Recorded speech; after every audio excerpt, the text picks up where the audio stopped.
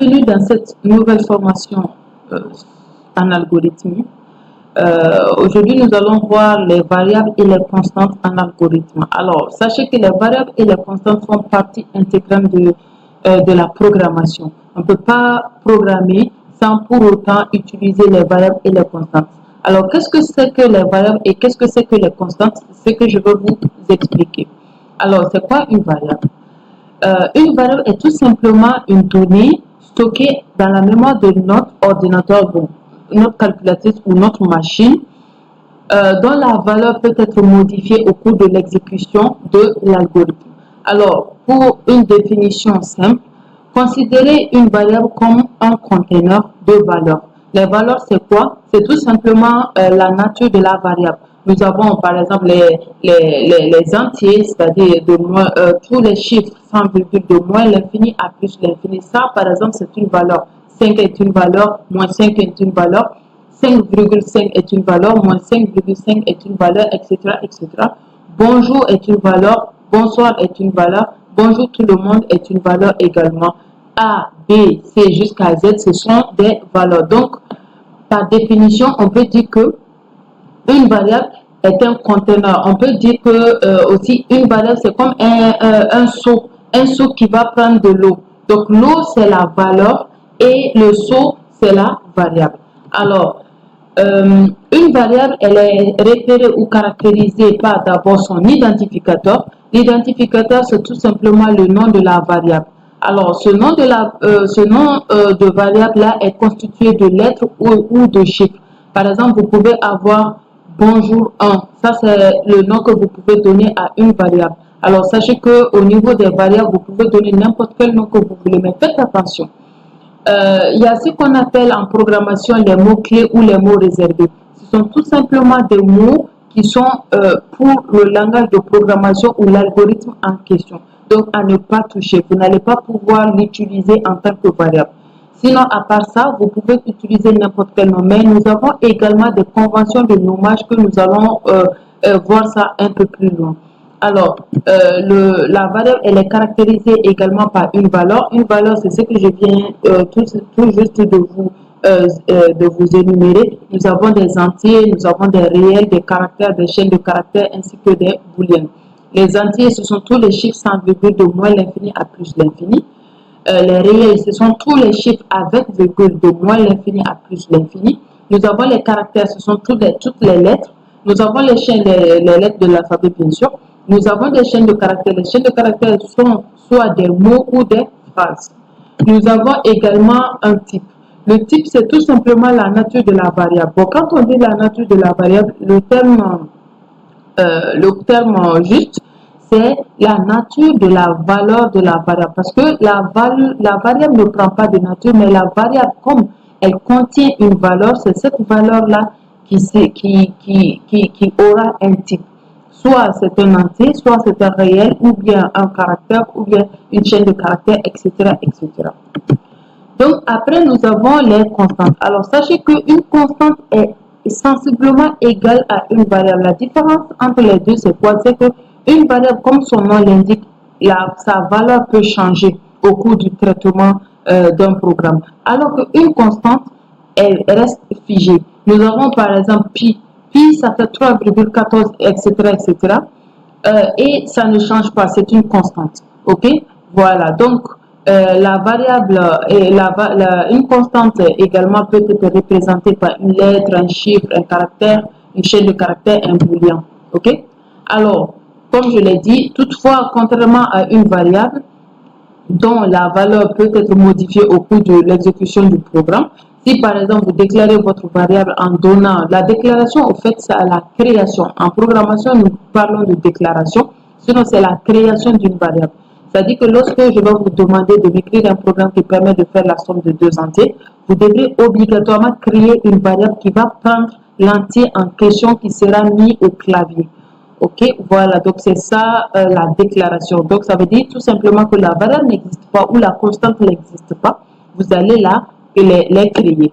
Donc il y a après la valeur de la constante ne varie pas, c'est-à-dire ça ne change pas. Voilà. Alors, il ne faut pas confondre la variable et son identificateur. L'identificateur, comme je l'ai dit, c'est le nom de la variable. Alors, l'identificateur n'est que le nom de la variable. Nous avons le type d'une variable, ça détermine l'ensemble des valeurs qu'elle peut prendre et les opérations réalisables qu'elle peut subir également. Ok, voilà. Donc, nous avons les types de base, n'est-ce pas? Je vous ai expliqué que les types, ce sont des natures. Un type, c'est tout simplement la nature de la valeur que prend la variable. Nous avons des entiers. Les entiers représentent tous les nombres de moins l'infini à plus l'infini sans virgule. Exemple, nous avons moins 8, nous avons 12, nous avons 44, etc. etc. On peut avoir 1000, 2000, 3000 et autres. Nous avons les réels. Les réels représentent tous les nombres de moins l'infini à plus l'infini, mais attention avec virgule. Alors, sachez que en programmation, quand on dit par exemple 5,5, c'est 5,5. Vous voyez que ici, j'ai utilisé les virgules. Les virgules, c'est différent. Nous avons les chaînes de caractères. Les chaînes de caractères, ce sont des mots, soit un mot ou une phrase, comme je l'ai dit, soit bonjour, voilà la lettre, ou bien bonjour tout le monde. Tout ça, ce sont des chaînes de caractères. Nous avons après les caractères représentent les lettres. Nous avons ici A, B jusqu'à Z. Ok? Nous avons après les booléens. Les booléens ne prennent que deux valeurs, vrai ou faux. En anglais, on dit true or false. Alors, vous pouvez remarquer une chose ici. Au niveau des caractères et des chaînes de caractères. En fait, les chaînes de caractères sont toujours entre griffes. Si vous devez, par exemple, donner une chaîne de caractères, n'oubliez pas de mettre ça entre griffes. Si vous voulez donner un caractère, n'oubliez pas également de le mettre entre apostrophes. Ça, c'est très important. Mais lorsque vous êtes au niveau de l'entier réel ou bien les booléens, ne mettez rien du tout. OK? Voilà. Donc, nous avons la déclaration de la variable. Comme je vous l'ai dit, la déclaration de la variable est tout simplement la création de la variable. Alors, toutes les variables doivent, ou bien les constantes, quand je parle de variables, entendez également constantes, ok? Voilà, donc toutes les variables doivent être déclarées avant leur utilisation, c'est-à-dire être créées avant leur utilisation, c'est obligatoire.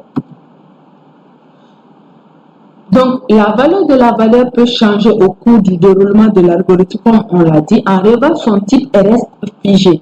Si, par exemple, vous déclarez votre variable A en tant qu'entier, ça ne bougera pas, ça ne changera pas tout au long du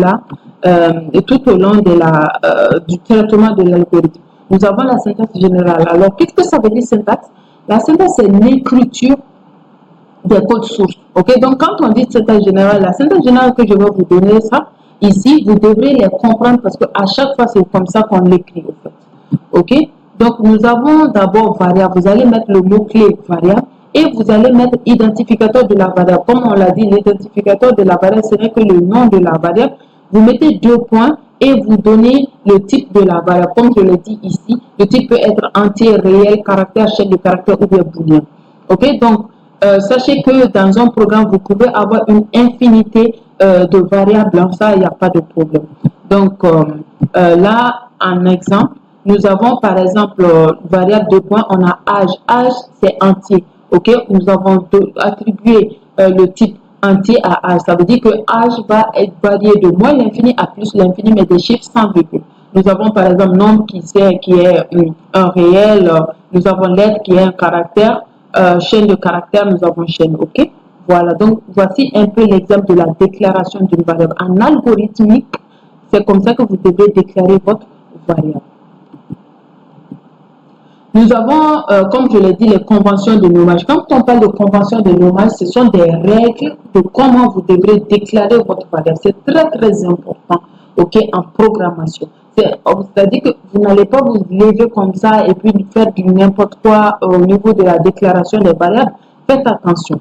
Nous avons ici le nom d'un algorithme ou d'une variable ou d'une constante doit respecter certaines règles. Voici les règles suivantes. Ça doit toujours commencer par une lettre. C'est-à-dire que lorsque vous devez déclarer votre variable, ne mettez pas par exemple un âge, non. Vous pouvez mettre âge 1, ok? Parce que on peut mettre du numérique également dedans, mais à la fin du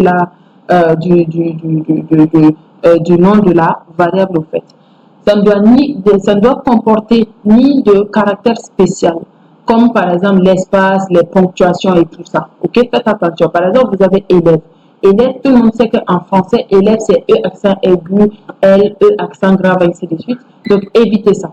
Si vous devrez déclarer une variable qui porte le nom élève, ne mettez pas d'accent. Ok, vous avez vu précédemment les exemples que j'ai donnés au niveau de âge. Âge, on a A accent circonflexe. Mais vous pouvez remarquer que j'ai mis A seulement comme ça, sans accent circonflexe. Ok, voilà, ça c'est très important à le savoir. C'est très important à le savoir également au niveau des techniques de nommage. Ok, voilà. Donc, nous avons également le fait d'éviter de mettre des mots-clés. Ok, éviter de mettre les mots-clés au niveau voilà.